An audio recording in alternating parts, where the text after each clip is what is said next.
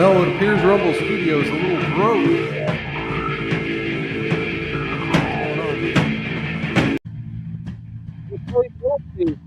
Alright, do that.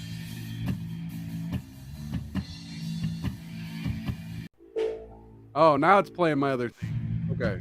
Well, here, we'll do the short theme just because we're running late. I'm going to put the link out over on Discord, on the various Discord channels that I shill. So I might be just a second late with the actual start here. I'm going to try.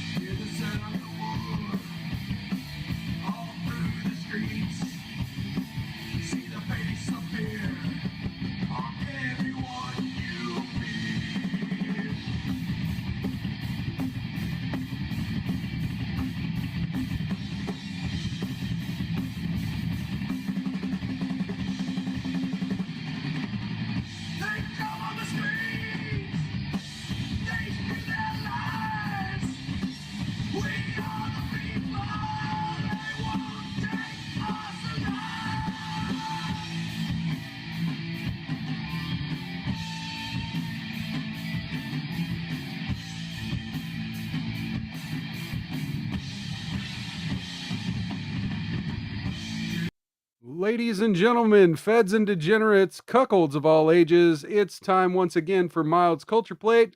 I'm your host, Mild Kevin Miles, coming at you early in the day. Usually this is 6 p.m. Central. You know what? Let me spit out my gum. Sorry, very unprofessional. All right, I got a tissue. I spit out my gum. Let's do this the right way. Ladies and gentlemen, feds and degenerates, cuckolds of all ages, it's time again for Mild's Culture Plate. I am your host, Mild Kevin Miles, and it is Saturday, March 15th, the Ides of March, and of course, Rumble's people counter still broken. We'll see how long it takes them to fix it. Oh, now we got 4 viewers. All right. So yeah, Rumble Studio is just borked, man. I don't know what the hell's going on. My intro wouldn't play, so I had to play my old one. Yeah, we're getting going though. We are so just a little show note before we get into the news stories for the day. We are almost at the goal for the week on my Rumble create or for the month, excuse me. We're almost at the goal for the month for my Rumble creator program obligations. I'm going to do a watch party this Monday, St. Patty's Day. We're going to be watching Alex Jones's In Game, a blueprint for global enslavement, and going to be figuring out, what snakes need to be chased out. And yeah, we're going to be analyzing the movie essentially to see, how many things Alex Jones was right about. What conspiracy theories he brought up that maybe missed the mark. And, we'll just kind of chit chat and we'll have a good conversation about in-game blueprint for global enslavement this Monday, 6 p.m. Central on Mild's Culture Plate. And that will be a Rumble Premium exclusive. So you have to be a Rumble Premium subscriber. You can become a Rumble Premium subscriber if you can see a red button underneath the video over on Rumble. If you're over on YouTube, feel free to click the link, go look over at Rumble, find that red button, and you could sign up there in order to be a Rumble Premium subscriber. There's lots of premium content, and we'll get into some of that here in just a minute. I'll kind of give a little shill for Rumble Premium here in a little bit. Again, I'm not necessarily shilling for them to shill for them. I'm getting credit for that if you were to sign up. And I'm not going to make this a long shill. Let's get on into the news. First off, big news of the day: Canada has a new prime minister, folks.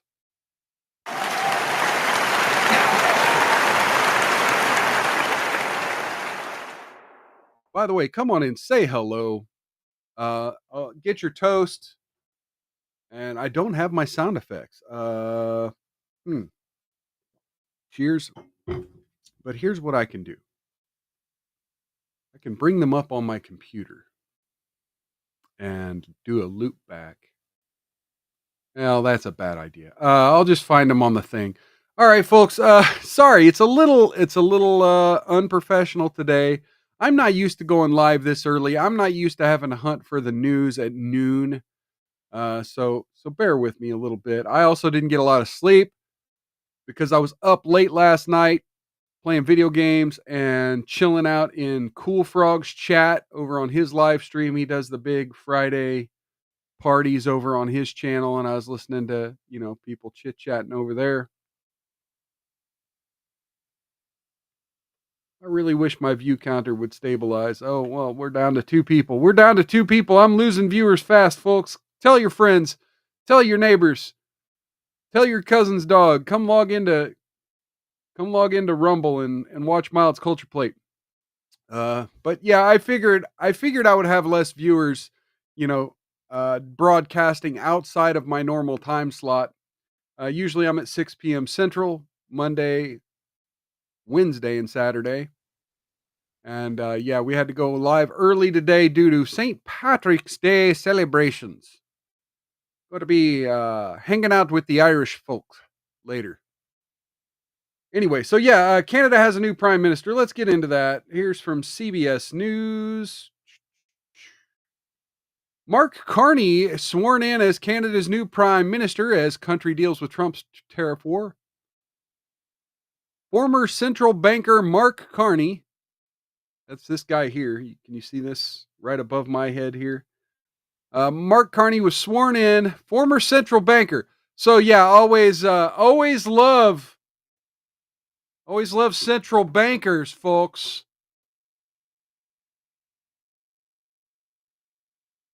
Will now try to steer his country through a trade war brought by Donald Trump. Brought by Donald Trump. No, yeah, Canada had nothing to do with it. It was all Trump. Annexation threats and an expected federal election. Carney replaces Justin Trudeau, who announced his resignation in January but remained in power until the Liberal Party elected a new leader. Carney is widely expected to trigger a general election in the coming days or weeks. We will never, ever, in any shape or form, be part of the United States. America is not Canada. We are very fundamentally a different country. The governing Liberal Party had appeared poised for a historical election defeat this year until Trump declared economic war and repeatedly said Canada should become the 51st state. Now the party and its new leader could come out on top. Carney said he's ready to meet with Trump if he shows respect for Canadian sovereignty. He said he doesn't plan to visit Washington at the moment, but hopes to have a phone call with the president soon. The president is a successful businessman and deal maker. We're his largest client in so many industries, Carney said. Not anymore, right? Canadians are bragging about taking all our shit off the shelves. Clients expect respect and working together in a proper commercial way. Carney navigated crises when he was the head of the Bank of Canada during the 2008 financial crisis. Yeah, just the guy you want to be heading your shit. And then in 2013, when he became the first non-citizen to run the Bank of England, helping to manage Brexit in the UK. Carney, a former Goldman Sachs exec with no experience in politics, becomes the 24th Prime Minister. He said protecting Canadian workers and their families in the face of unjustified trade actions and growing economy will be his top priorities. Unjustified trade actions. As if NAFTA, as if unregulated free trade across our borders is justified. You fuck. Carney said he will travel to Europe to visit Macron and Keir Starmer in the coming days. He received invitations from both. We must diversify our trade partners and strengthen our security in so doing, Carney said. Trump's tariff, Carney called the idea crazy. U.S. trade war and Trump's talk of making Canada the 51st state have infuriated Canadians who are booing the national anthem at NHL and NBA games. Some are canceling trips south of the border. Oh, wait. Look at this. Rumble Studio just switched my camera to Twitch instead of OBS. Isn't that special? Thank you, Rumble Studio, for being so broken. Carney said he's worked with Trump before at the G7 and G20 summits. The opposition conservatives hope to make the election about Trudeau, whose popularity declined as food and housing prices rose and immigration soared. Hey, we got Demon's Wrath over on Rumble, giving us the what is that? That's Elmo, the demonic Elmo worship. Cheers and welcome. Good seeing you. Good having you by. I'll give you a link. Yes, yes. We also have Beyond Formal over on Rumble. Good seeing you. Good seeing you. Good having you by. Give you a yes, yes, yes. The chat is awesome. The chat is amazing. I love when I see people pop in the chat and say hi. So yeah, cheers and welcome Beyond Formal. Canada's next leader is now expected to focus on who's best equipped to deal with the U.S. All right, we're going to call that done for that article. Now let's see the old our good friend Justin Castro leave. Let's see his farewell here. Don't take Trudeau! Don't take the walk in the snow! No legacy! Come on! No.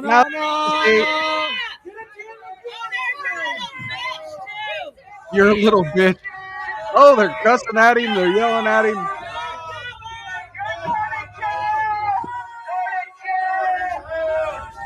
These guys are like, man, it's too fucking early in the morning for this shit. That's Trudeau leaving for the last time as PM. Here he goes. Here he goes. Trudeau rolling out. Get the heck. No. Hey. Good. Now, it sounded like a small crowd of protesters, though, but still, shout out to the Canadian truckers and everyone who is treated unjustly by the Canadian government. Let's see here. So the title of the stream says it should be illegal. Trump gave a speech, the DOJ, yesterday. And it's created some fervor and backlash among liberals and conservatives alike. And then a lot of people are like, yeah, what he said was right. And, again, context. Context is everything. Let's listen to what he said. This is, Trump has always had a unique relationship with the media, and to say the least. And of course, a lot of media outlets are really butthurt at the changes of the White House press pool and the press briefings. And you got to listen real carefully to what he's saying here and put it into context. And this is part of the problem I have with Donald Trump, as he says things like this. And sometimes he then backtracks and over explains, and then other times he just leaves it hanging there with no explanation and lets the media fill in the details. And sometimes that's a good fourth dimensional chess move. And sometimes, man, it can really rub a lot of conservatives the wrong way. And I'll let you be the judge here. I'll give my take on it after we after we go to a CNN clip. But let's listen to Trump's remarks yesterday about the media. And these newspapers are really no different than a highly paid political operative. And it has to stop. It has to be illegal. Okay. Notice he started by saying that the newspapers are acting as highly paid political operatives. Now, we know USAID money has been filtered into these media organizations. We know that a lot of these media organizations are for-profit media organizations, and they're ran by lefty billionaires. And so what he's saying here essentially is that there is a financial political machine underneath the First Amendment that are using the First Amendment, and you're using the idea of a free and fair press as cover for their propaganda efforts. And I'll expand more here later, but let's listen here. And I haven't watched the CNN clip yet. But it looked like it got crazy, so we'll let him finish talking here. Influencing judges, and it's really changing law, and it just cannot be legal. I don't believe it's legal. And they do it in total coordination with each other, and everything we do, we're restoring law, restoring order, and restoring public safety in America. That's what we want to do. And these newspapers are real. Okay, so there's that 30-second clip. Now again, the gut reaction is, there's free speech, right? We have free speech. And we had the Supreme Court with the Citizens United decision that ultimately said, yeah, corporations can use their money to buy political speech. And therefore rich people can use their money to buy political speech. We do have a First Amendment. However, here I'll again, let's get to the CNN clip because they might cover what I'm about to say. And oh, okay. I'm getting this off of Mediaite. Conversation that Yes, we're saying that what Donald Trump just said as the president of the United States, standing there in the Department of Justice, saying that freedom of speech and the freedom of the press and all that is illegal. This is insanity. This is the president of the United States, where we have a Bill of Rights, where there's the freedom of the press, where our founding fathers wanted to make sure that you had the freedom to be able to report These women. without the government Both of coming these down women. on you and fear of being prosecuted for that. This is 2025. This is not 1789 when you had the Alien and Sedition Acts and all of that were used against people who were critical of the government. Are we going back there? Could you imagine, would you sit here and say it was just a typical stump speech if Barack Obama or President Biden?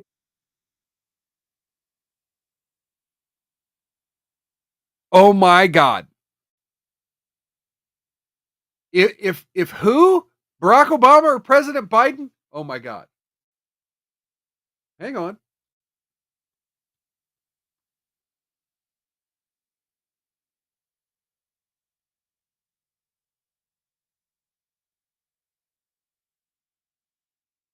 Of the military-industrial complex. He warned us then about, and I quote, the potential for the disastrous rise of misplaced power, end of quote. 6 decades later, I'm equally concerned about the potential rise of a tech industrial complex that could pose real dangers for our country as well. Americans are being buried under an avalanche of misinformation. Really? Really? You what, mate? You fucking what, mate? Okay. Let's go back to the CNN clip. or President Clinton ever said the things that Donald Trump Brian, just said in the well, debate. it wouldn't be a typical. It wouldn't be a typical speech Because for it's him. not typical. But it wouldn't be a It's typical insane for a speech for him. president to do But that. if you talk about We're not talking about a king. and we shouldn't ignore the point that Donald Trump was making about the weaponization of the Justice Department. There we serious? go. Come on. Well, That's what I'm he's doing. serious because I'm Cash saying it. Patel, I'm serious Pam because I'm Bondi. saying it. Because many of us saw during the That's one Biden at a time. administration a number of things that happened. Think of the Hur report. Many people saw the Hur report and they said, well, Biden was just well-meaning. Think of the Russia collusion narrative. The fact that many people were going around saying that Donald Trump colluded with Russia to steal the 2016 election. It simply wasn't true. 51 intelligence officers signed onto a letter saying that Donald Trump threatened 100 times to use the Tara, Department give of me a Justice to second. weaponize against Jesus. women. Let's just Wow, what a clip. I mean, this is the thing. The hypocrisy on the left is amazing. And so yeah, that's essentially what I was going to do. Is look, I don't like playing whataboutism games, and to me this isn't the Biden administration and the left did it, so therefore it's okay for Trump to do it. But I don't think that. I literally don't. But we do need to understand where we draw the line with the media industrial complex that has deep state ties, that has globalist ties, that has, international interests that are feeding it narratives.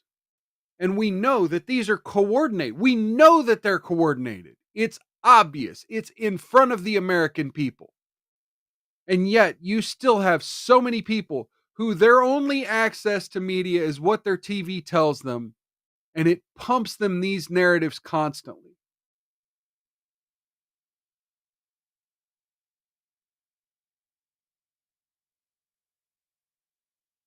So should it be illegal? I think we need to be very careful about how we draw the line. And I go back to the old proverbial saying about the fire in a crowded theater. And so many people get that quote wrong. There's nothing wrong with saying fire in a crowded theater if there is indeed fire in a crowded theater. The fire in a crowded theater analogy assumes that the fire is a fraud, that there is no fire, and that you're just trying to get people to panic and cause disruption and create harm unnecessarily. And so we have written careful law around our First Amendment. Our First Amendment is a freedom of speech. It's an absolute right. However, you aren't allowed to defame. Now, granted, that's a civil penalty, not a criminal penalty. You aren't allowed to threaten. And you aren't necessarily allowed to commit other types of fraud. Now, again, when Trump says it should be illegal, is he talking about rounding up journalists? We don't know. I mean, at this point in the Trump administration, I will flat out say it wouldn't surprise me either way. I'm definitely hoping he doesn't mean what it initially sounds like he means. And obviously, he's going to get pushback from the courts. And we'll talk about all the pushback he's already getting from the courts and even some of these court cases he's winning. But everything he's done so far, people have been willing to sue. And I don't think necessarily going after, quote unquote, newspapers and media outlets with the Department of Justice is a tactic of aggression so much as it's a shot across the bow, a warning that, hey, you need to constitutionally keep your asses clean. You need to constitutionally make sure that what you're reporting on is accurate, is fair, and is within the context of what the fuck you're talking about. Just today, I was on a local community Facebook page, and the Trump derangement and the inability for the average normie to understand the difference between local politics and national politics. You have people who genuinely believe that like all disruption of government service at any level is just Trump's fault. And that, basically local politicians don't exist. They're just there to take orders that Trump gave. That's not true. Trump is not your local mayor or governor. But yet you have a bunch of normies who think it's this top-down situation where everything that's going wrong with their life is orange man bad. And when they turn on the TV and they hear shit like this, and they hear you playing up these Hitler narratives, and they hear you say, look, he said he's going after newspapers. Demon's Wrath, whole fire in a crowded theater quote comes from a case during World War I. The judge said an anti-war Jew was not allowed to protest the war because except there indeed slaughter in Europe was happening. The judgment was unconstitutional, bad judgment, and worse, still led to years of misattributed quotations claiming support for a facile point. Yeah, agreed.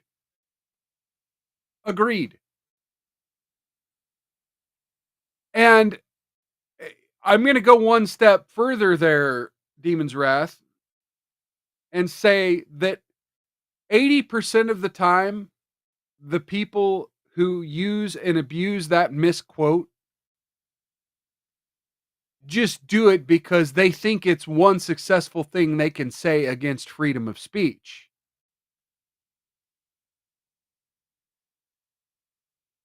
It's they don't like something someone said, so they're just going to throw the only analogy out there that sounds like a successful argument, but it's not. And you could tell that they don't think about it. They just heard it one time or two times. They know that, it's not necessarily a philosophy that anyone has checked out. Hey, we got Shut Up, I Can Cook over on YouTube. I'm only going to do the one sound effect today, apparently.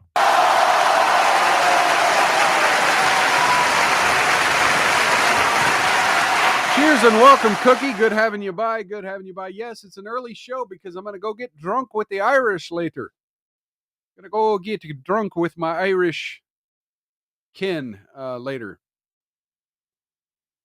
Anyway, so let's move on. I don't think Trump is going to necessarily make being a newspaper illegal or whatever the hell CNN's trying to gym up outrage about. But, after everything we heard from Joe Biden and the Democrats about misinformation and COVID misinformation and election misinformation and disinformation, this and yeah, I have no sympathy right now.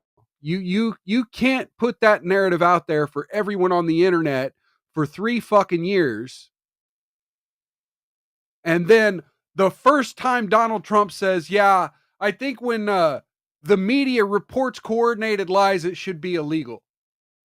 And now all of a sudden, oh, the First Amendment's under attack. Oh my God. No. Anyway. Cookie thinks I'm already drunk. Only water in my glass for now. Had a little caffeine earlier in my Steven Crowder mug. Which, speaking of Steven Crowder, Demon's Wrath, the judgment for that case and the quote are from 1919, a year after the war ended, and long since they learned how bad that war really was. Yeah. Speaking of Steven Crowder, there was a collaborative announcement from the Crowder team, as well as several other media figures this week.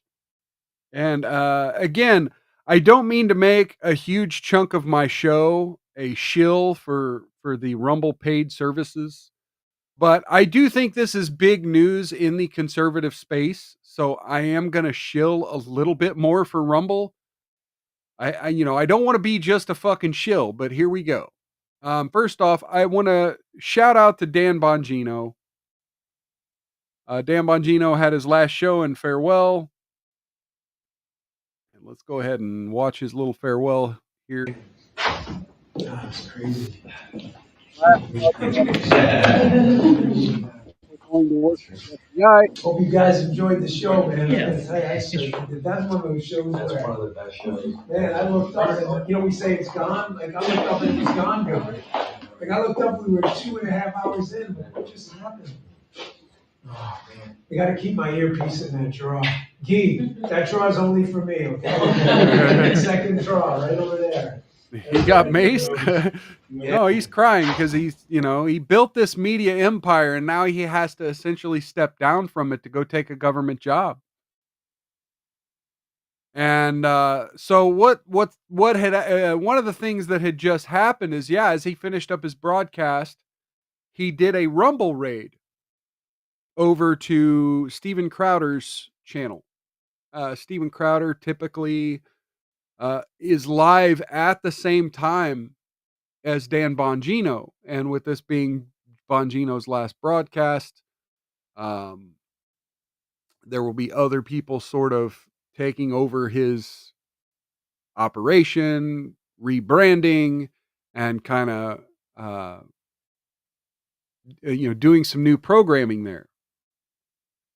And sort of behind the scenes, Rumble has been working with several of its creators to create something old. Something new, but something old. Now, we're familiar with CNN, Fox, MSNBC, the 24-hour news cycle, right? Typically you have these normies that will, they'll be scrolling on their phones and doing their dishes and cooking their dinner. Meanwhile, on their television, they'll come home from work and they'll turn on the MSNBC and they'll watch like 6 programs in a row, right? So you got one talk show host followed by another talk show host followed by another talk show host, all on one channel, all spewing the same narrative, all outraged about the same thing. Now, granted, this is one of the reasons I do my show the way I do. I try to kind of drop off some of the biggest news stories that other people are covering. But if it's big enough, I'll cover it too. I try to examine things from a slightly different lens as other conservative creators, so that way my viewers aren't being echo chambered from all the other conservative live streamers that are out there. That's one of the reasons I'm doing what I'm doing. However, just because I don't like that kind of echo chamber repetitiveness, a lot of people actually do. And I think there's a market out there for that. And Rumble has figured out that there's a market for that. And so kind of in the idea of a network channel, they're launching this thing called Rumble Live, a live streaming linear lineup. And basically it's going to be the same thing as like a TV channel. And what it's going to be is some of the top live streamers on Rumble have decided to work with each other to choose certain time slots, and they'll flow one into the other throughout the day, Monday through Friday, I'm assuming. And so here you'll have the daily live lineup: 9 a.m. Evita Duffy Alfonso, 10 a.m. Vince Coglianese. Now that's the guy who's taken over Dan Bongino's studio, essentially. And that's going to be 10 a.m., 9 Central. And then 11 a.m., 10 Central, you have Louder with Crowder. And then noon, which is 11 Central, you'll have Tim Pool. for an hour. Russell Brand for an hour. You'll have Jeremy Hambley of The Quartering for 2 hours. And then at 4 p.m., I'm not sure how long that's going to last, but let's see. 4 p.m. you'll have Viva Frey. I'm not sure his shows with Barnes is going to be on the Rumble Live, because that's usually Sunday and like Wednesday late night. But we'll see. We'll see. I need to watch some Viva Frey content. I'm sure he's probably told his audience by now what his plans are. So yeah, this is Chris Pavlovsky essentially, launching the online version of a conservative network. Now, granted, there are several conservative talk networks and TV networks that stream through Rumble, so it's not like it's necessarily a new idea. But the idea that Rumble, a live streaming platform, would support this kind of initially thought of as outdated thinking, but it's actually forward thinking, because it allows your talent, so to speak, not to compete with one another, but to help support each other. And now, granted, we all in the conservative space, like, we have the ability to do this already. Like, when I get done, I could Rumble raid someone on my feed, and I could be coordinating with them ahead of time, not to overlap their streams. But quite frankly, it's hard to do. But with Rumble doing this kind of for them behind the scenes, it sounds like a pretty awesome idea. All right. Anyway, so, shout out to Rumble Live and, Tim Pool, Steven Crowder, all them guys, Viva Frey, Jeremy Hambling. Shout out to all them guys, man. Avita and Vic. And they said they plan on expanding that further into the evening as well. So this is just kind of the start lineup. Oh, by the way, hang on. Oh, shit. I was going to go to some Russell Brand content here next, but I jumped the gun here. So yeah, this is going to start the week of March 24th. So we still got a week until that takes effect. So March 24th, you can tune in first thing in the morning over on Rumble to Rumble Live and just watch all of those shows, one right after the other, without having to click on anything else. So again, I'll stop shilling for Rumble. I'm sorry, folks. Again, if you want access to all that Rumble premium content, there's that red button right under my live stream here on Rumble. All right. So let's go over to Russell Brand. Russell Brand had an interview with old number 2. Old number 2. We call him number 2 here because the Austin Powers character who wore an eye patch. And of course, because he's a piece of shit. All right, here's Dan Crenshaw talking to Russell Brand about his feud with Tucker Carlson. Now, for those folks who may not know, we did a story a couple weeks ago where Dan Crenshaw had threatened to commit an act of violence against old Tucker Carlson.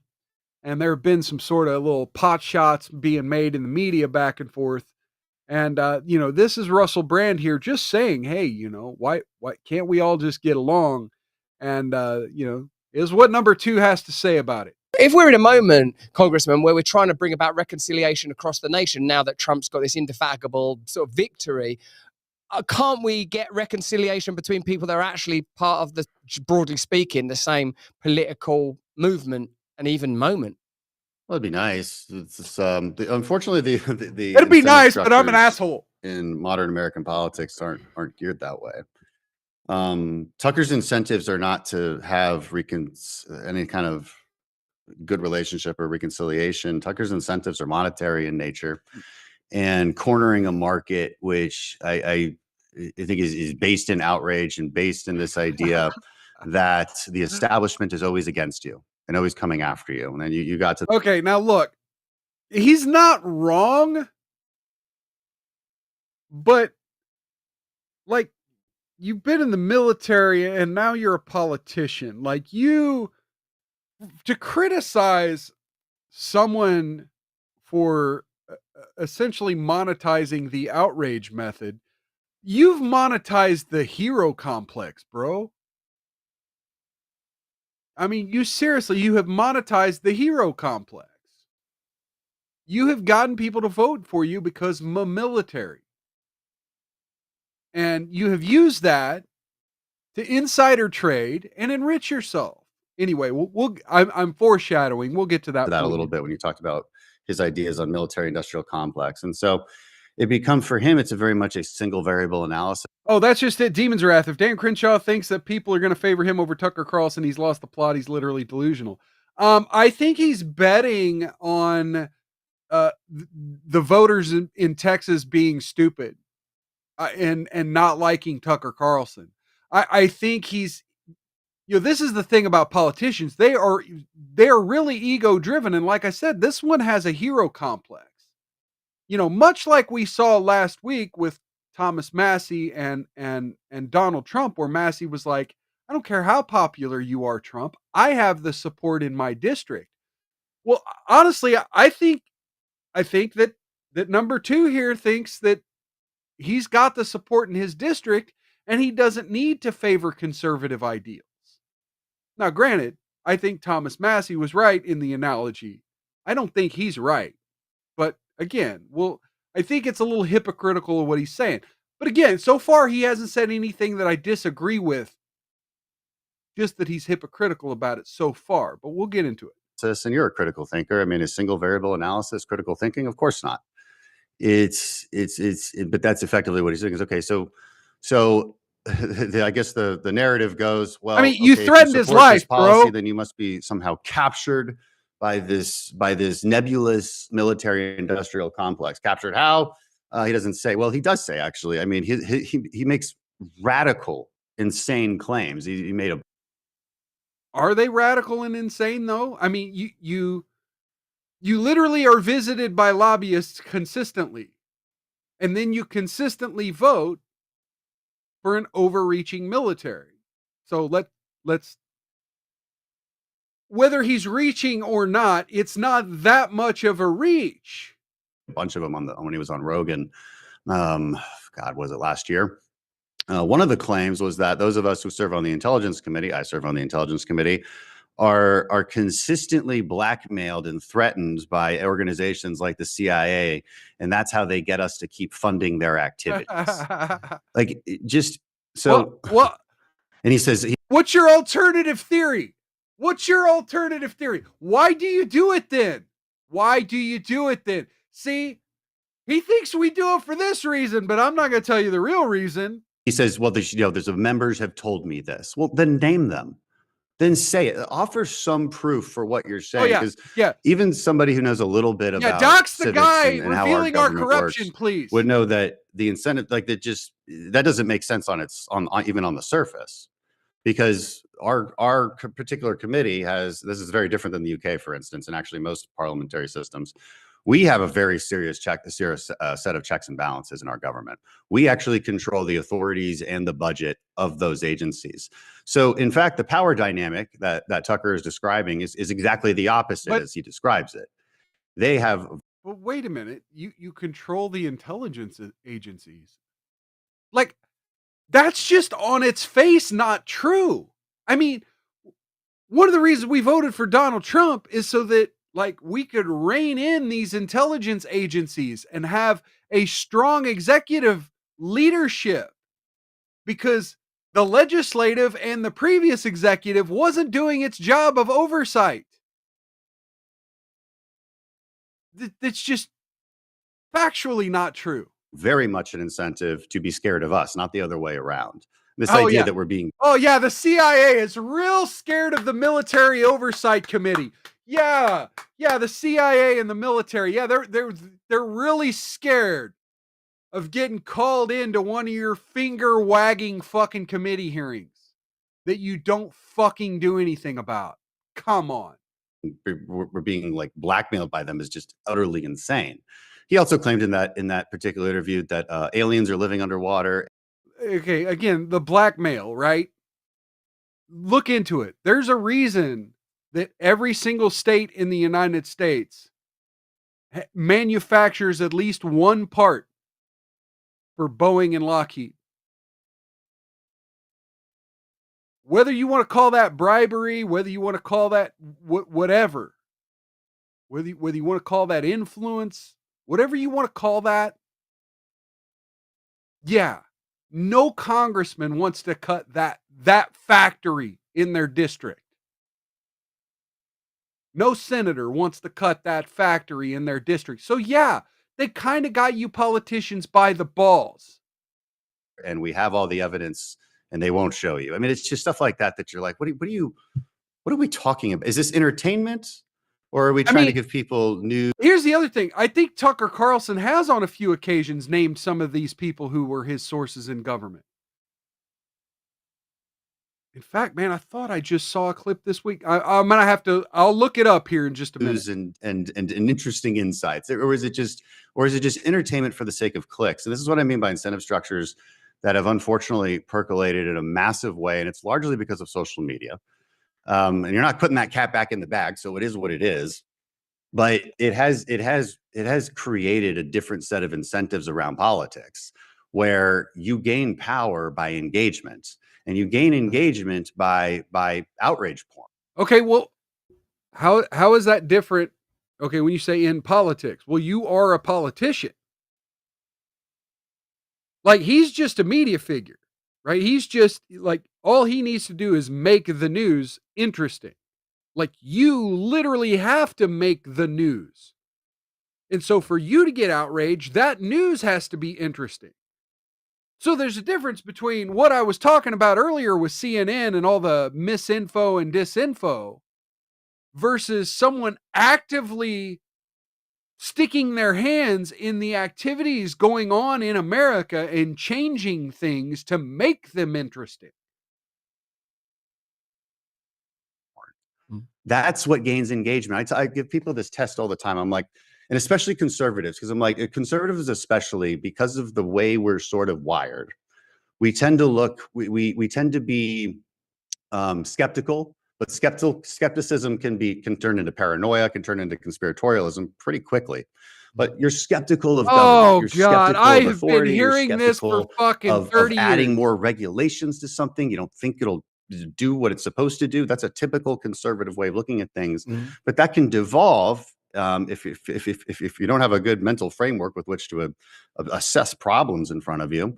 That can devolve. Okay, now we're full on into the lefty rant of how conservatism starts out fine, but it leads to a way of thinking.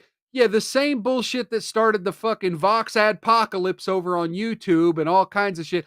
Conservative thinking is a pathway to extremism. Dude, it's 2025. And you're living in 2014, bro. Evolve quickly into paranoia. And one of the things conservatives do, almost like a sport, is trying to find the enemies in their own midst. You know, Democrats don't go dino hunting, right? But Republicans love to go rhino hunting. There's nothing more satisfying than finding out that somebody you loved and respected is actually part of the deep state. Now, the person claiming that, like, say, Tucker, can offer zero evidence for it. Do you know why that is?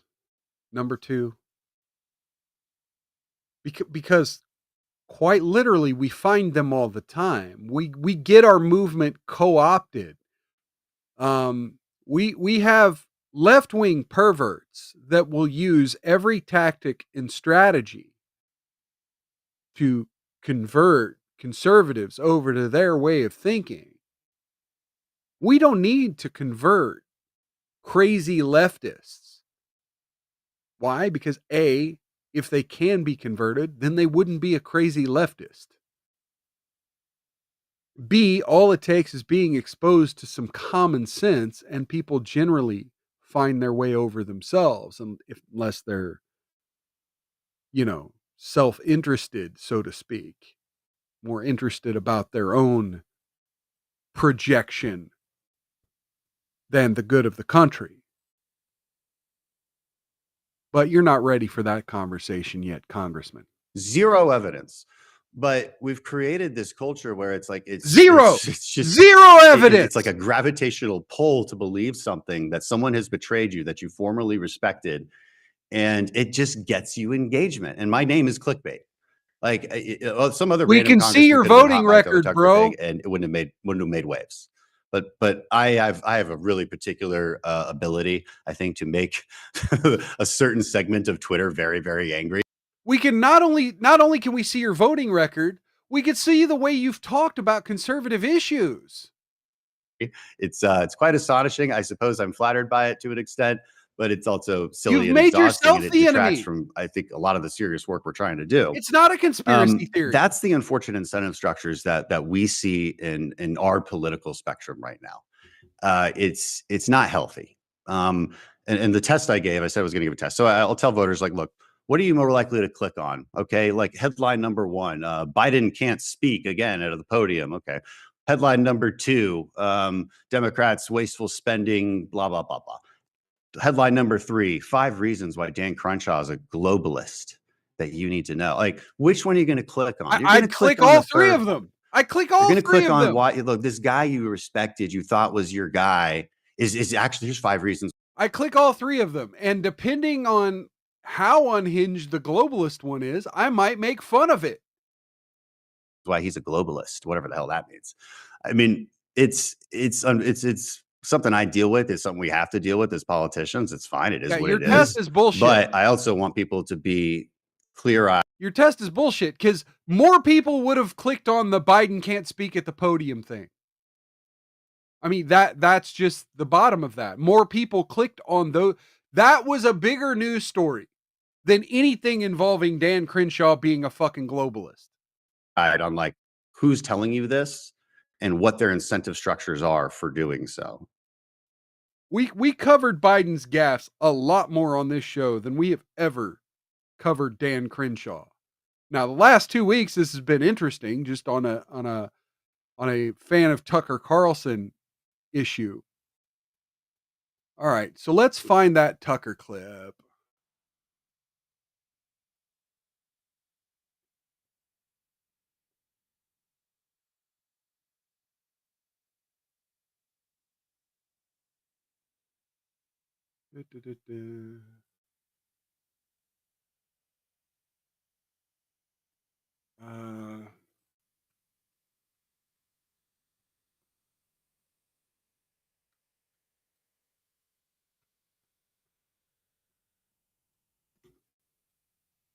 I'm going to try to find this clip here.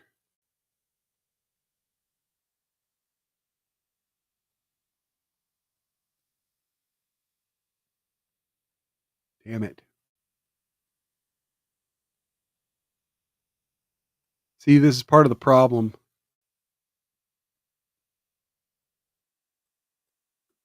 Let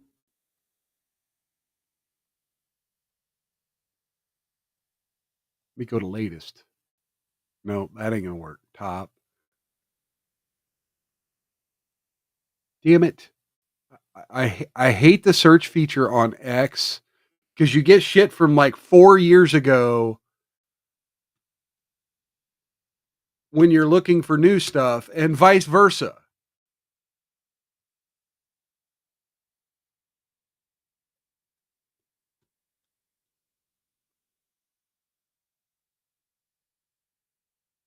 Jesus Christ.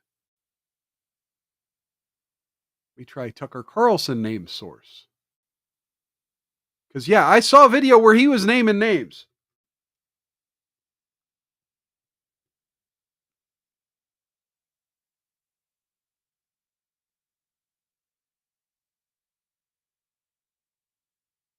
Now, look, there's been a lot of talk about, Tucker Carlson used to be CIA or whatever, and Tucker Carlson's actually part of the deep state. Look, I don't leave any of that as a potential. I'm not here to necessarily blindly take sides.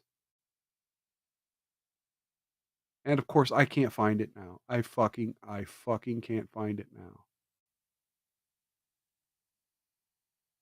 Anyway, so Tucker's big bombshell quote through all of this. So you got this tweet here. You got Piers Morgan uncensored. You got number 2 talking to Piers Morgan about Tucker Carlson. Let's listen to this one real quick. It's a shorter clip. He's begged us to go on his show since that time. We said, look, why don't you do, how about a moderated debate? And he said, oh no, we're not going to do that. So he's not, I don't think he's a very serious person. I think he used to be. Don't see that anymore, right? It's like I'm out of control on Twitter because every once in a while I respond harshly to lies told about me. Yeah, I just don't take it lying down. Yeah, that's me. No, I apologize to no one for it. Okay, so there's that. And so here's the tweet. Adds that Tucker Carlson's begged him to go on a show, but he'd prefer a moderated debate. Know of anyone who could do that, Piers Morgan. All right. And then Tucker Carlson says, I give up. We've asked this guy many times to have a direct conversation. He won't come on without a bodyguard, which means a moderated debate. Pathetic, but honestly, I'd still like to hire him as a financial advisor. He's the man you need picking your stocks in a bear market. So again, my comment earlier about his insider trading kind of hit home here, and Tucker Carlson sniffed that out as well. And okay, so let's do this. I'll do it with you folks live. Tucker Carlson, Senate source.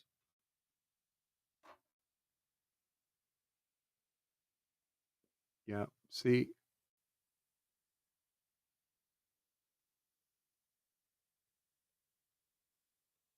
Yeah, it's not showing up. And I don't remember the name he said.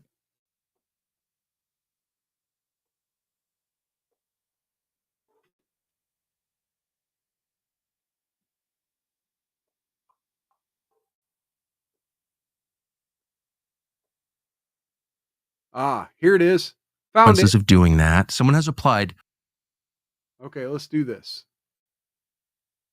So again, now this is a different topic, but this goes to show you number 2's claims that Tucker never names the names, right? Right? He never names the names. Who's saying these things, huh? Here you go. Here are the consequences of doing that. Someone has applied very serious pressure on this person. Pressure so serious that this is about the Epstein files.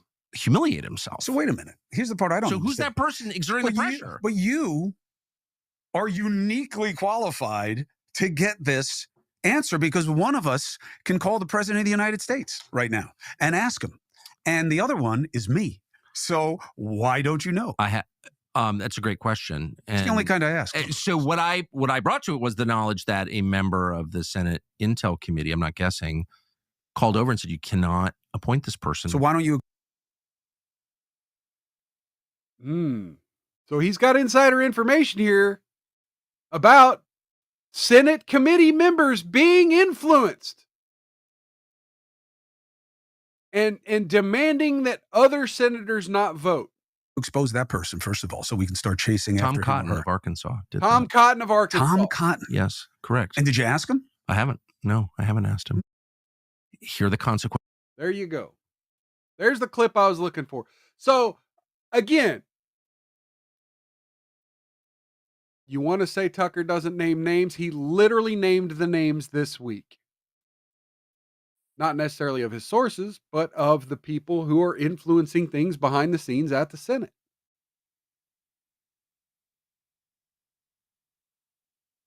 All right, so let's move on. Tom Homan was on the Stephen A. Smith show. I'm not a big fan of Stephen A. Smith, but I am a big fan of Tom Homan. And I hope Cookie's still watching this over on YouTube. You got quiet there, Cookie. I see the one view still on YouTube. Well, now it just went away. But that could just be Rumble fucking up. Anyway, Tom Homan on the Stephen A. Smith show. I know Cookie's got to like Tom Homan, right? Here we go. Here's what Tom Homan had to say about the Biden immigration policy. Have you received any kind of explanation as to why former President Biden literally went against what former President Barack Obama did during his presidency? Okay, so remember, he said formal explanation. So I'm assuming this is people behind the scenes at the government, people in charge of ICE, people in charge of immigration policy, right? He's asking Tom Homan, yeah, have you gotten an answer as to why they were doing this? And then the numbers show he actually deported more immigrants out of this country than Trump did. Yet Biden comes into office in 2020 and he went completely against what Obama had done. You ever received intel explanation as to why he did that? That's a great question. You're the first ones to ask me that question, right? Now I surmise I have an opinion that I think. Okay, so he says, no, but I have an opinion. Oh, hey, Cookie's getting ready for work. Well, have a good night at work, Cookie. I hope it's an easy shift. I hope you get to have a good Ides of March. This administration thought these millions of people are going to be future Democratic voters, but one of the things Biden Here's the also hard did, work. in addition to destroying all the programs we put in place to give us a more secure border, he overturned the Trump census rule, which means millions of people they released in sanctuary cities. Okay, so he overturned Trump's census orders. Will be counted in the next census, which is going to result in what? More seats in House for the damaged. So I truly believe they saw future political benefit from this. But you're exactly right. Flood sanctuary cities with a greater population, so therefore left-wing areas of the country would get more congressmen. Hey, we got Neurodivergent one over on Rumble asking everyone to smash that thumb.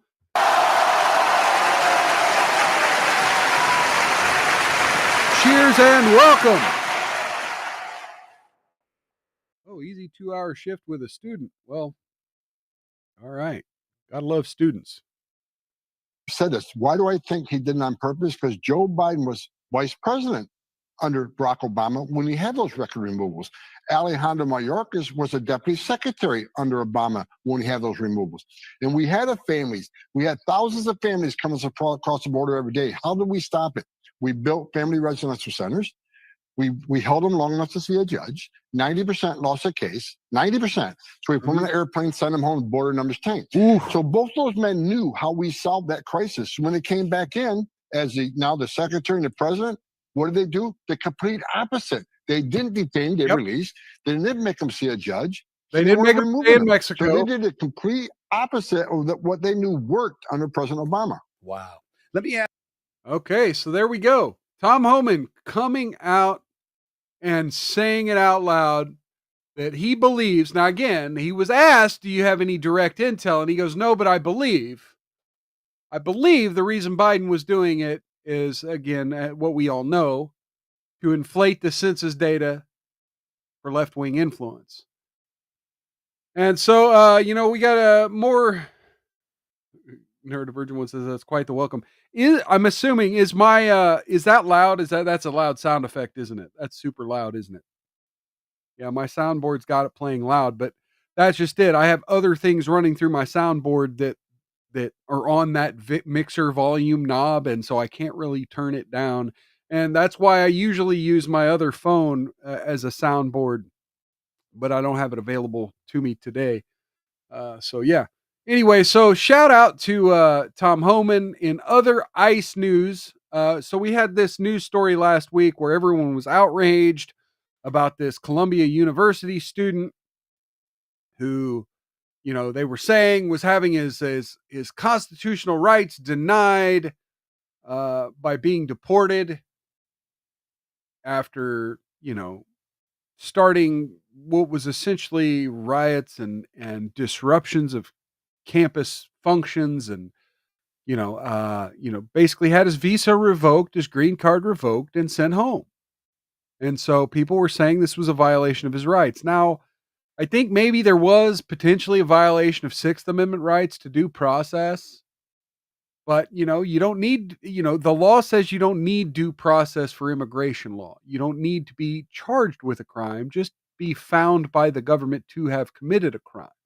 So I don't know. I think we're treading on soft constitutional ground, but I think ultimately right now it's within Trump's legal capability and Tom Homan's legal capability and the law. Cookie's waiting for the banker baby birthright citizenship to go. Trump is asking Supreme Court and all his executive orders to go forth now.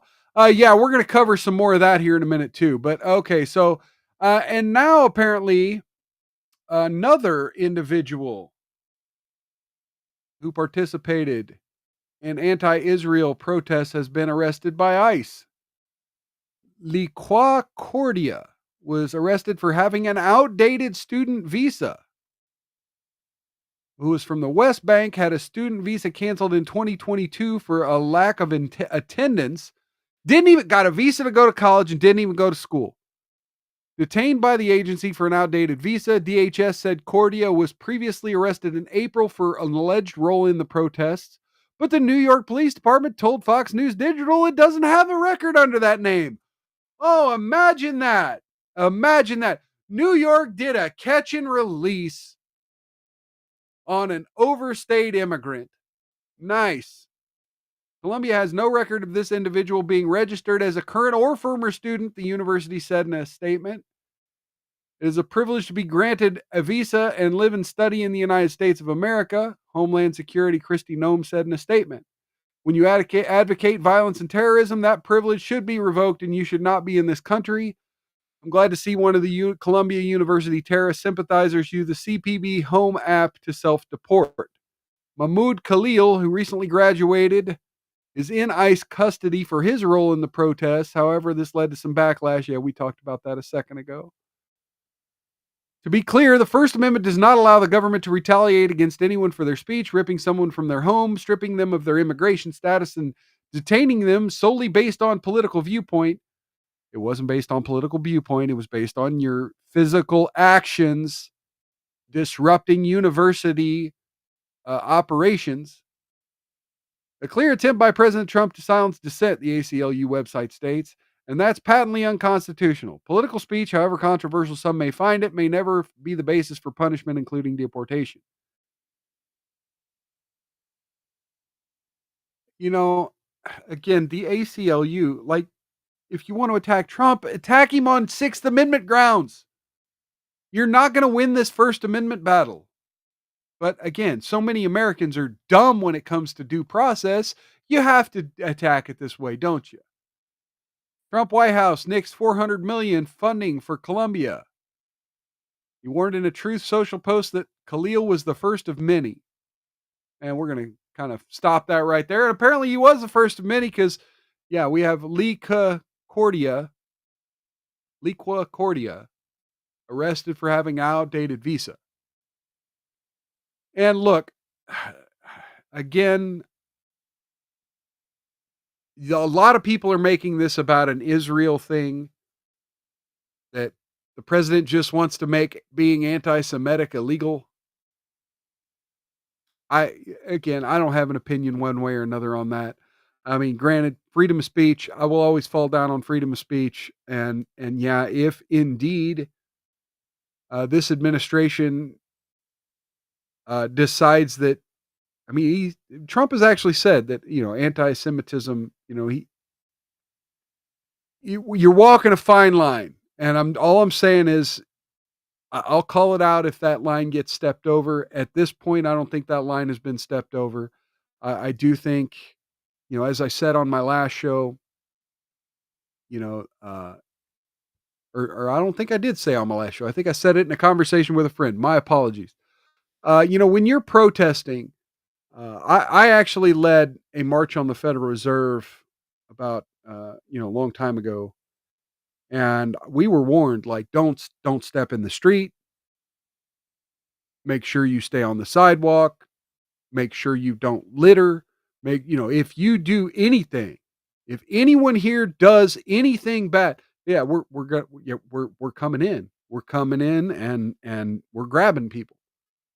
So yeah, unfortunately, yeah, you have a First Amendment freedom of speech, but you have to walk that fine line. Now for Mahmoud Khalil and Liqua Cordia, yeah, you didn't keep your ass clean while you were walking that fine line.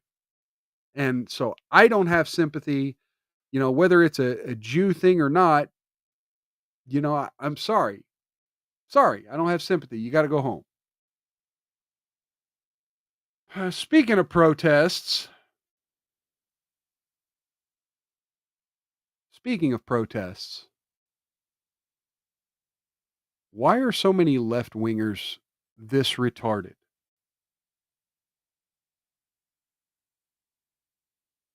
Hey folks, Mark Kelly here in Washington, driving to work for the last time in my Tesla.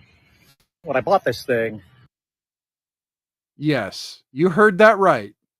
Senator Mark Kelly drives a fucking Tesla. I didn't think it was going to become a political issue. It fucking shouldn't be. It fucking shouldn't be. It's a goddamn car. It's a goddamn car. Now, if you painted that car with MAGA shit, then it's a political statement. It's a fucking car. All those NASA drugs. Cheers and welcome to Entropy Nomad. Here, let me try turning this down and doing this. Is that a little quieter? All right. So here we go. Time I get in this car in the last 60 days or so, it reminds me of just how much damage Elon Musk and Donald Trump is doing to our country. Talking about slashing Social Security, cutting healthcare benefits. I literally can't drive anywhere without thinking Orange Man bad. For poor people, for seniors. It's one bad thing after the next. He's firing veterans. I'm a veteran, so I have a really hard time driving around in this thing. So I think it's time for an upgrade today. So this is going to be my last trip in this car. There were some things I really liked about it. There are things I didn't like about it, but that doesn't matter. What matters is, doing but that's what should matter. Like, give a review of the car if you want and say, hey, I'm returning the car because there are things I didn't like about it. Like, that's a video you could have made and should have made. But this, my orange man and my billionaire man, dude, bro, you look desperate. Right thing. I think it's time to get rid of it. Elon Musk kind of turned out to be an asshole. Yeah, but he already got your money. I don't want to be driving the car built and designed by an asshole. So, looking forward to my new ride. I'm waiting with bated breath to see what kind of car he buys. He doesn't want to see a car designed by an asshole.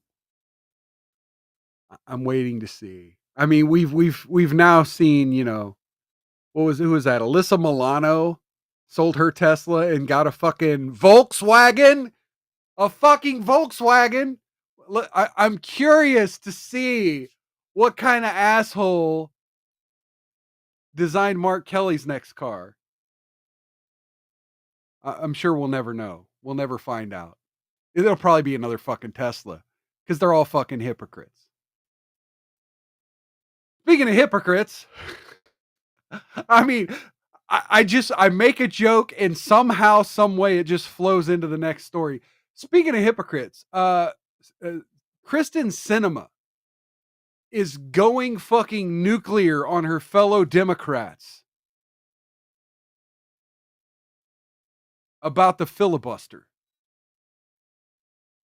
This is from, don't dox any of these people. Don't harass them. AG Hamilton 29 reposted this tweet from Sinema with the caption, in 2017, a majority of Senate Democrats viewed the filibuster as an important tool. By 2021, now remember, the president, and Congress, were conservative, and then the president was a Democrat, and Congress had a minority of Republicans. Dems were demanding it be abolished and tying support for it to segregation. Now those Democrats are back to loving it. Their position happens to be fully tied to which party controls the Senate. And oh shit. Okay, so here we go.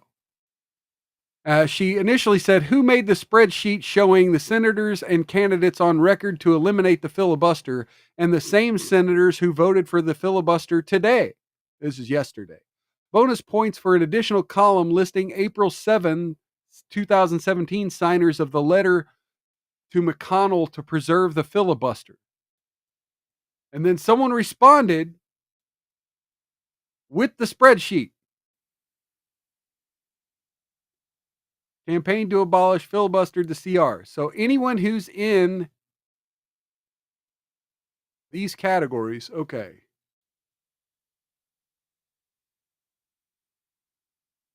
Basically, anyone who's in these two categories, well, really, anyone who's in multiple categories here is probably a hypocrite. Okay, so Shaheen voted to abolish the filibuster and then sent a letter thanking the continuation of it. Look at all these people. Klobuchar 3 times flip-flopped. Hirono 3 times flip-flopped. I mean, Booker, of course. It's no was that no bad tactics, only bad people? Yeah, another failed former Arizona senator. Yeah. I mean, look, cinema is what cinema is. You know, at least she's not so fucking insanely far left that she wasn't able to do this. Now let me go back, because she was doing some back and forth with Paramila Jayapal, right? She nuked her, man. Look at this. So Jayapal,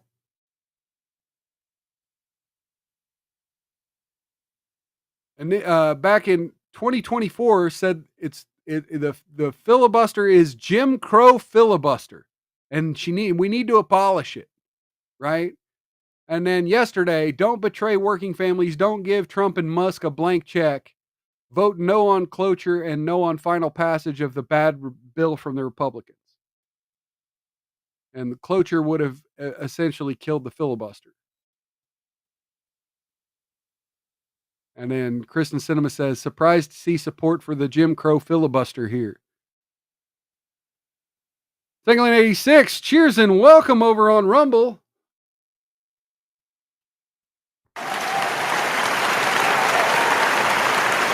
Cheers and welcome. Good seeing you. These tarts not know the internet is a thing. I mean, I think they underestimate the autism of the internet. And then we got Rusty Rivers. Howdy, Rumblers. Well, howdy, Rusty Rivers. Howdy, Rusty Rivers. So yeah, we're past the hour mark. We're gonna kind of burn through a couple more news articles before we do Love Don't Judge. We're gonna burn through a couple more news articles here. Let's do this. So we talked about Trump and court cases briefly earlier. Trump has gotten a win. This is from NPR. This is from the AP via NPR. Gotta love when they just echo chamber each other, right? You think this is the source right here. No, the source is the AP down here. Block on Trump's executive orders restricting DEI programs is lifted. So a block on a block is lifted. So Trump's block of DEI was initially blocked, and now that block is lifted. So Trump's block goes into effect. I don't know if that's a confusing enough headline for you. An appeals court Friday lifted a block on the executive order seeking to end government support for diversity, equity, inclusion programs, handing the Trump administration a win after a string of setbacks, defending President Trump's agenda from dozens of lawsuits. The decision from a 3-judge panel allows the orders to be enforced as the lawsuit challenge plays out. The appeals court halted a nationwide injunction from Judge Adam Abelson in Baltimore. 2 of the judges on the 4th U.S. Circuit Court of Appeals wrote that Trump's anti-DEI push could eventually raise concerns about First Amendment rights, but said the sweeping block went too far. My vote should not be understood as agreement with the order's attack on efforts to promote DEI, Judge Pamela Harris wrote. 2 of the panel's members were appointed by Obama, and the 3rd was appointed by Trump. Abelson found the orders likely violated free speech rights and are unconstitutionally vague since they don't have a specific definition of DEI. Trump signed an order directing federal agencies to terminate all equity-related grants or contracts. He signed a follow-up order requiring federal contractors to certify that they don't promote DEI. City of Baltimore and other groups sued Trump, arguing they were an unconstitutional overreach of presidential authority. And okay, yeah, the rest is mostly just AP and fucking NPR adding their own bullshit to it. All right, now while we're on the Cookie says, "Oh God, love don't judge. Thankfully, I'm gonna miss it." Oh man, it might be a good one though, Cookie. You don't know. You never know. You never know. This one's got a. Anyway, we'll get there. We'll get there. Okay, the White House has issued a press release here.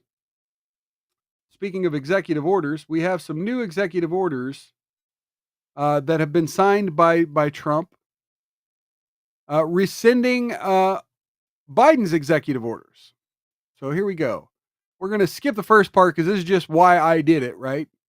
So here we go. Reversing Biden's failed policies. Trump's latest action targets some of Biden's most damaging executive orders and policies, including rescinding Biden's executive action that elevated radical gender ideology in diplomacy and foreign aid, eliminating Biden's use of the Defense Production Act to push new Green Deal scam, including mandates for electric heat pumps and solar panels, terminating proclamations declaring nearly 1 million acres constitute national monuments that lock up vast amounts of land from economic development and energy production, repealing Biden's executive order forcing radical labor policies and apprenticeship mandates into American businesses and government agencies. I don't know if I like that one. I kind of like mandates on labor apprenticeship. I mean, mandate, maybe I don't like mandates, but I like encouraging, right? I'm of two minds. I don't like the mandate, but our government probably should be trying to get more people into more apprenticeships and get them out of the fucking university. Removing Biden's directive to prioritize union-driven policies that imposed regulations on industries. Yep. And revoking an order that funneled federal resources into radical biotech and biomanufacturing initiatives under the guise of environmental policy. Okay, so there we go. Moving the needle, are we? And finally, we talked a little bit about Elon Musk. But quite frankly, Mark Kelly, say what you will about Elon Musk, he might be a more successful spaceman than you. I'm half teasing, right? I don't necessarily 100% believe that, but hey, Musk here from the BBC's Shihar Alif or Sahir Asaf rather. I can't read those kind of names. I'm sorry. I'm too white. Musk says his first mission to Mars will launch next year. SpaceX founder Musk says his Starship rocket's headed to Mars by the end of 2026 as the company investigates several recent explosions in his flight tests. Human landings could begin as early as 2029 if initial missions go well, though 2031's more likely, he added in a post on X. Starship, the largest rocket ever created, standing at 123 meters, is crucial to Musk's ambition to colonize Mars.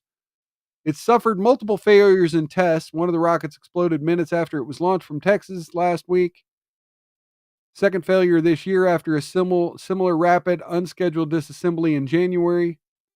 SpaceX said it would review the data to understand the root cause. The FAA said the company would be required to conduct an investigation before it could fly again. NASA hopes to use a modified version as a human lunar lander for its Artemis missions, return to the moon. Musk has long targeted a trip to Mars in 2016. He said he was sending his Dragon as early as 2018. Then in 2020, he said he remained confident that his company would land on Mars 6 years later. 2024, he said he would launch the first ship to Mars in 2026 with plans to send crewed flights in 4 years. He said the coming Mars mission would carry the Tesla humanoid robot Optimus Hey, let's clap for Optimus. Musk said the robot would one day be able to perform everyday tasks. On Friday, SpaceX launched its Falcon 9 rocket carrying a crew to the International Space Station as part of a plan to bring the astronauts back home. Let's clap for that too.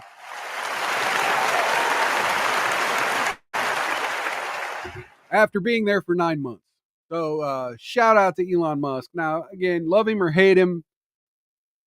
Hey, man, he's trying to get to Mars, man. Let Mars man happen. All right. You ready for it? Are you ready for it? Yeah, Entropy Nomad. Yeah. Pitching skyscrapers into the heavens. I mean, I'm not all about the space travel myself. Hell, I don't even like getting on a plane after all the crazy shit from Boeing and all the crazy air traffic controller situations we've been seeing recently. I don't even like getting on a plane if I don't have to, but it is what it is. I love gravity. I love the surface of the earth. Let's slow things down. I don't even like getting into tall buildings. Like if I got to go to Kansas City City Hall for some reason, which I never do anymore because I don't live in that city, but if I have to go to Kansas City City Hall and go up to like the 25th floor, I hate that shit. I hate it. I'm good with being on the ground, folks. In fact, right now I'm underground. I'd rather have this. I'd rather be collapsed upon or be buried in a fucking volcano than fall out of the sky. 9/11, man, that shit was frightening to see on TV, all the people just falling out of the windows. Anyway, I'm getting too far off of this. We have a very short Love Don't Judge today. In fact, wait, why is it so short? Yeah, this is a really fucking short one. What the fuck happened here? Anyway, it's an old one. This is part of the reason it's an old one, but this is a Love Don't Judge. If you're not familiar with the Miles Culture Plate Love Does Admonish segment, there's a YouTube channel out there called Love Don't Judge where people come out and cry about the criticisms they've gotten on the internet for the unique aspects of their relationship. And we here at Miles Culture Plate say, yeah, you may not want to be judged, but we like to at least look at your relationship and say, hey, is there something here that can be criticized or admonished? So we call it Love Does Admonish. Ate the sky. We ate airport security. Yeah.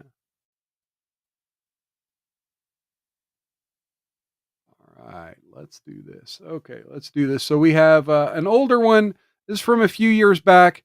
My husband doesn't have a fat fetish. Love Don't Judge. And I love how they cut her off. Like they cut her out of the frame for the opening shot. This is great. This is great. My husband doesn't have a fat fetish. And the look on his face is just golden. Just golden. Anyway, here we go. Jareth. He fell in love with Dal Reese. Since becoming a couple, they have been subjected to mounting judgment about their choice of partner. Why is your husband so thin and you so fat? Due to assumptions, many have Why said you that so Jareth fat? had ulterior motives for dating Dal Reese. All assumptions is that I have a fat fetish or that I am a chubby chaser. And Dal Reese is judged for her size. I have been fat shamed. Oh, you're calling me a dwarf. Awesome. We're gonna have tomatoes or the... No. No. We've been together for about just over 3 years. Yeah, we met on Tinder. And of course, she's got the nose piercing in the fucking ring in the fucking middle. Oh my God. And look, this was 2 years ago. It's only gotten worse. One thing led to another, and yeah, we started dating. Yeah. We got married 2 years after. Okay, she doesn't usually have it. That must have just been a thing. He's more reserved, I think. So yeah, we kind of the situation. Oh my God! Oh my God! Ah! Yes, that poor couch, Stanglet, but more like that poor nonstick skillet. What are you doing? That's a metal fork.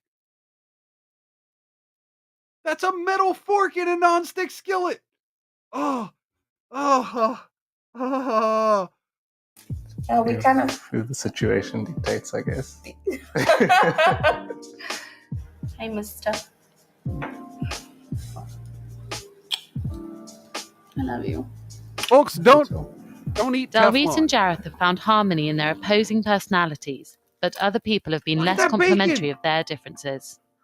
Why is your husband so thin and you so fat? And Wait, why? I gotta go back. 1, 2, 3, 4, 5, 6, 7 sandwiches. There's 2 people in this kitchen. So far we haven't seen any kids. We haven't seen any neighbors. We haven't seen any homeless people. That's 7 sandwiches. Of their differences. why is your husband so thin and you so fat and stuff like that? Why are you fat? Assumption that people would ask me, Yeah. why did I choose you? I think that in society, there's just like a norm and stereotype that people of same weight are supposed to be in a relationship. I don't buy it, Sanglant.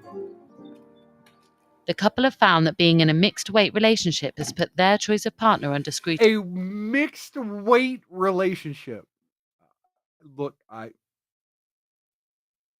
as a former fat guy, like neurodivergent one, yes. Rusty River says fat girls need loving too, and then neurodivergent one says she's like 5 fat girls. Rusty, oh man, I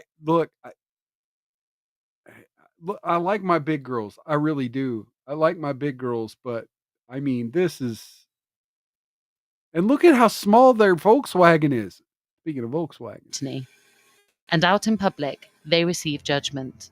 A lot of the times I do hear people commenting on the sly or saying something about Dalreese when we are in public. I internalize it. Okay, so look, I'm sorry. I don't want to put this image in y'all's head, but how? I mean, I guess he's tall enough that maybe he doesn't get lost in the butt crack when they're, anyway, I'm sorry. I just tend to get upset and then I would want us to leave. No, Demon's Wrath. I'm good. It becomes upsetting. Jareth's choice in partner has even brought him in the firing line for having ulterior motives for dating Dalreese. All assumptions people might have is that I have a fat fetish or that I am a chubby chaser. Or that you're a feeder. I see Dalreese as a person. Yeah. But you were literally feeding her, and I'm assuming you get turned on by her. Like, what's wrong with those words? Growing up, Dalreese often hid her figure online because of her insecurities and fear of getting judged for her size. Oh, okay. So she's a catfish. So she's a liar. Right? If I had a social media presence that made me appear like I'm some Wall Street hedge fund investor, that would be deception. The same as this. I have been fat shamed on Instagram. I think there's a lot of stigma with being overweight. I was always self-conscious, didn't really want to post full body pics and things like that. But after we met, I think I became a lot less self-conscious. Yes, Demon's Wrath. But since meeting Jareth, he's given her the confidence to reveal her whole self.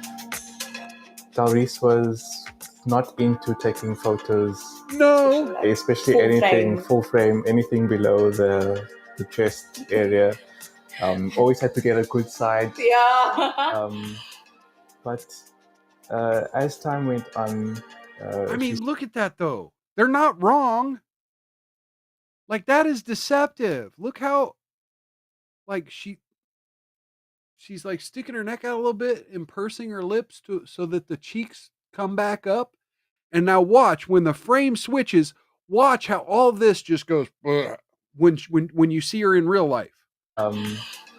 But as time went on, she's see, it's not round; it's open lump. up and become comfortable with her own body. Or I should say it's not Since curved, starting it's to post round. photos of herself and her relationship online, Dalrisa has started to build up a following and hopes to support other women going through similar experiences. Oh, On similar Instagram, experiences. I've had like really good responses. I'm not really doing it to be inspiring. I'm just sharing my own story. There is a very big plus size movement at the moment, and I'm all for it. For Jareth and Dalrisa, their size has never been a factor in their relationship. They just want to show that love exists in all different forms. Never been a factor in their relationship because he's never tried to lift her legs up and pin her against the wall and give her a good manhandling, so to speak. Society's thinking is just skewed. Which again, who was that earlier? It was Demon's Wrath? That asked me if I needed help. Yeah. I mean, look, there's big girls, and then there's big girls. Like I date girls I can manhandle. It's not all about aesthetics. It's what's inside that matters. Yeah. She's my wife, and she's the person that I. It's what's inside that matters. My bro, inside of her body is like 9 inches of fat crushing her fucking organs. That's what's inside her. I love the person that I'm spending my life with. That's what she is to me. If that person makes you happy, and Then you've won already. You've won. You've won already if you are happy. I feel like I've won. Yeah. What's the old saying? You can be pretty or you can be a bitch. Or wait, you can be pretty and be a bitch. Or you can be nice and be fat, but you can't be both ugly and a bitch. And she didn't seem like a bitch to me necessarily, but it's like, okay. You say you're with her for her personality. Well, literally so does every that every fat girl's going to say, "Hey, I got a good personality." And some of them do. Some of them do. And then you got people like this. Let me just bring this up. This is normally where we'd end the show, but this thing came across my feed and I was like, how bad is this thing?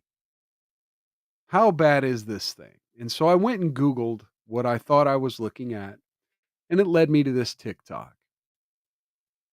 Somebody had posted this clickbaity news article screenshot about some like construction worker chick that wants to do her job topless and for equality, right?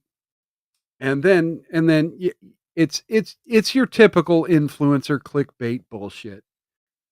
But I go to this chick's feed and it's okay, so we just had the fat and ugly with quote unquote decent personality. Well, let's go to the other side of that coin if we can for just a minute and go to smoking hot but fucking insufferable. As we go to Australia to the TikTok channel of the Bikini Tradie.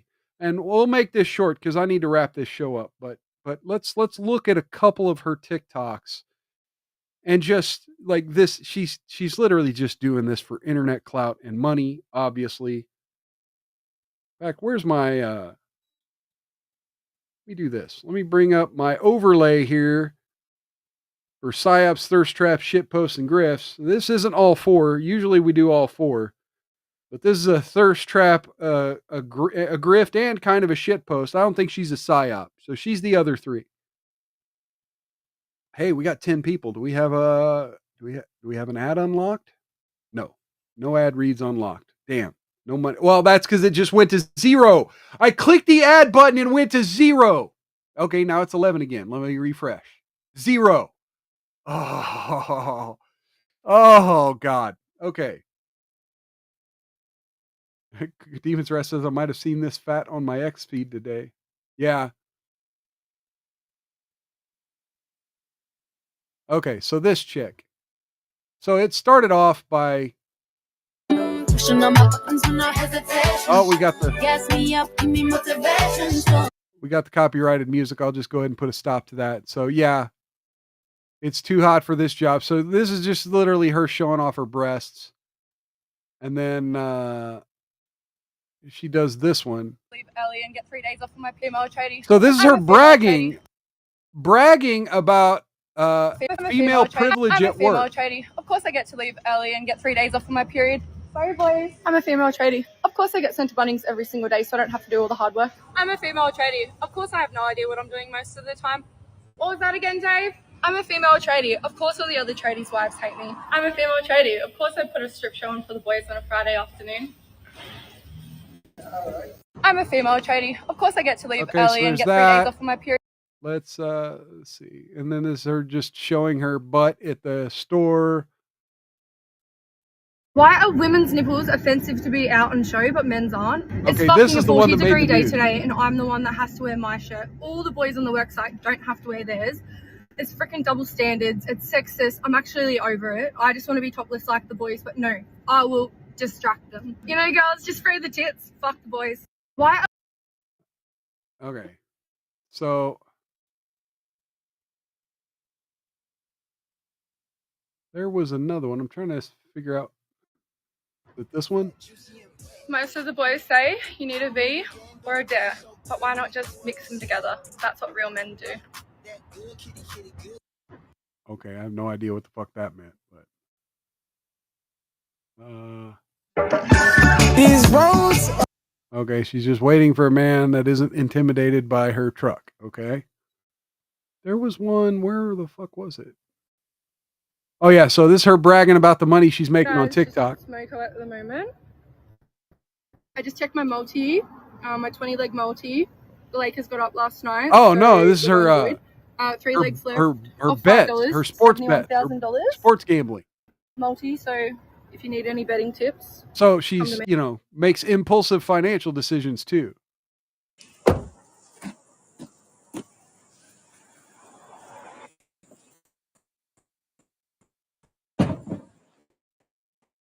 Okay, this is literally her just showing off her body when someone says she could be in the kitchen. And okay, so basically she's saying, no, I'd rather be at the beach than in the kitchen. Who gives a shit? Okay, so again, here we are. She's fucking insufferable. She's fucking insufferable.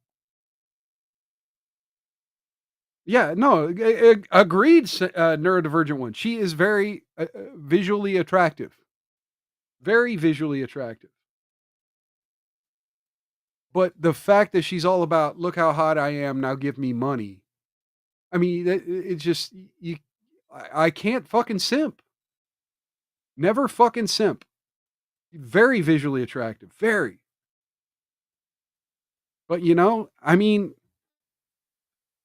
it's kind of like one of the things I don't understand. You see all these comic books behind me, right? I buy comics to have a library, right? Look, I'll throw them on the ground. I don't care. I don't care. Demon's Rest says she looks mid, not the prettiest face. Sure, neurodivergent one. Great. She ain't that hot. I see hot chicks all the time because I'm driving around in public at my job, and I've got usually got a coworker with me in the truck.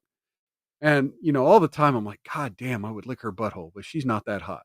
And it's literally like the hottest woman, but you got to tell yourself she's not that hot. Because quite frankly, none of them are, right? There are legitimately a few tins walking around that are legitimately tins and have an approachable smile on their face and probably a good personality. There are a few of them out there, but those are so rare. And 9 times out of 10, that chick whose butt you're looking at that's got that amazing butt, there's going to be 4 or 5 things wrong with her, and her personality is most likely dog shit. So you got to kind of tell yourself, yeah, no, it ain't fucking worth it. She ain't that hot. Now, granted, if this ever gets clipped, someone's going to be like, well, look at this chud, right? Talking about how hot women aren't that hot. Yeah, I know I'm ugly. That's not the fucking point. That's not the fucking point. Anyway, the point I was making is comic books are good to look at, good to read, but I don't understand the fucking point of people who fucking buy comic books and then put them in the slabs. I mean, you hang them on the wall and they're nice to look at, but there's no function. They're, like it's become art. And if you want your woman to be art, that's one thing. But if you want a relationship, you want someone you can talk to. I hate to say it. If I had to choose between the chick we just saw or the chick we saw earlier, I'd probably just hang myself. but legitimately, that guy looked a lot happier than. I mean, I didn't even see this chick with a husband, right? Big note of the butthole. I saw a couple nines the other day, almost asked if I could take their pictures. It's so rare. Yeah, it is rare. Look, here's what I advise. About 2 hours before most men get off of work, go to the nearest large park with a walking trail on a warm day in the like the white suburbs. Like, and I mean the well-to-do neighborhoods. I'm telling you, I have noticed that the trophy wives, the women who know, like, if I don't keep my weight under 120 pounds, I'm getting a divorce. Like, them women will go out at about 1:30, 2 o'clock, stroller and all, and fucking get that power walking going on every single day. Got the tube top and the yoga pants and the headphones on and the baby in the stroller, and they're just, that's where you see the nines. Or the beach or the pool. Yeah, that too, neurodivergent one. Anyway, it looks like wow, man, we got a pretty big audience finally. And I've got to start wrapping things up. Folks, yes, 6 p.m. Central, Mondays, Wednesdays, and Saturdays, Mild's Culture Plate.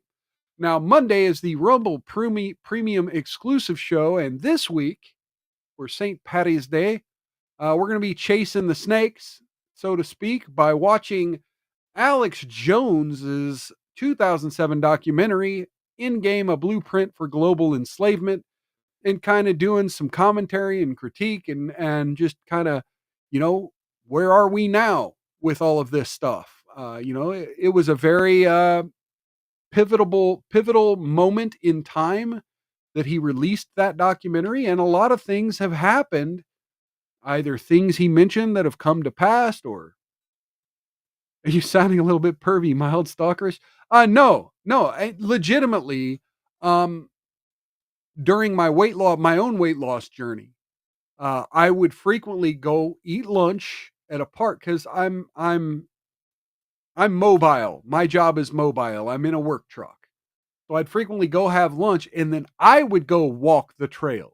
And I just happened to start noticing that once the weather started warming up, or if we had nice weather, now I'll fucking walk during the rain.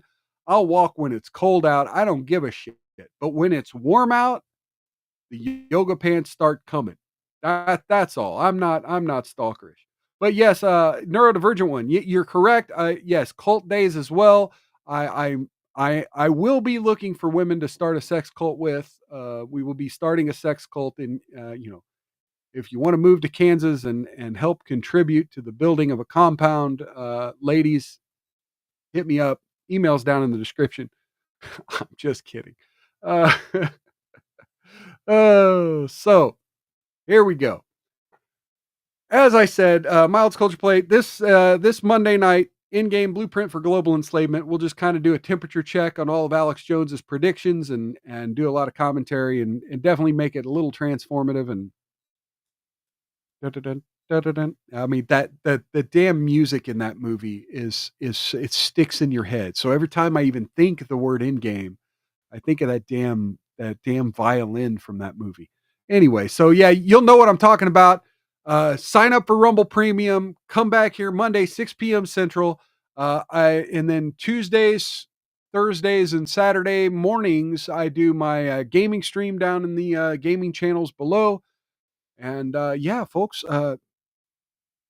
happy Ides of March and happy St. Patty's Day, and we'll do this next time. Hope y'all had a good pie day and blowjob day yesterday. Hope y'all have had a good weekend thus far, and I hope you continue to have a good weekend. Folks, go ahead and click that like button. Share this off platform. If you're new here, please feel free to click that follow button. Or if you're on that YouTube nastiness, click subscribe and hit that bell for notifications. You'll be alerted when I go live if you're on YouTube. But quite frankly, I beg of you, leave YouTube, come to Rumble. We're building great things over here. And hopefully by the end of the night on yes, Neurodivergent One, YouTube is asshole. Yeah. Utah is too cringe for a sex cult. Wisconsin is too crazy. Ohio is a close second, but Missouri and Kansas are perfect.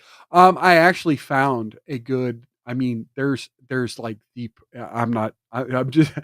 There's a perfect property that's got like 5 nice big houses. Anyway, I'm not going to put a loan down on it. I found it rather funny with my ongoing joking about starting a sex cult or a compound. It is literally a joke. I'm not starting a new religion. I'm not trying to be the next David Koresh. It is literally just a joke unless I win the lottery, and then I'm buying everyone a Batmobile and having sex with them. So anyway, all right. Yeah, click the like button, like, share, subscribe, follow me all over the place. All the links are down in the description. Until next time, folks, you big shout out to everyone watching right now. Cheers to everyone in the chat. And another big shout out to everyone watching later on demand. Cheers and welcome to all y'all. Please let me know you're out there by leaving a comment down in the comment section. And I'll catch you folks next time on Mild's Culture Plate. Everybody, take care of yourselves. Take care of each other. Outlast those haters. Don't get any on you. And if you do, rub that shit in real good. I'll catch you next time. Good afternoon, everybody.